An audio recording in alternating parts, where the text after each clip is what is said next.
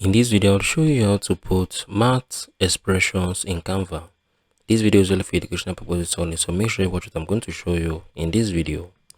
Now, open up your Canva. This is our Canva. So come on here, click on apps, click on equations. Now, what you need to do, you need to come on here and type in what you want to type in. So I can just be, let me say 20 divided by 10. So once you are done, you're going to be able to click this insert equation. So you can see it right here. So you can still go back. You can still type in 10. Okay, I can type in 15. This 20. I'll come on here. I'll type in 22. 2, 3, 4. So I'm going to click on insert.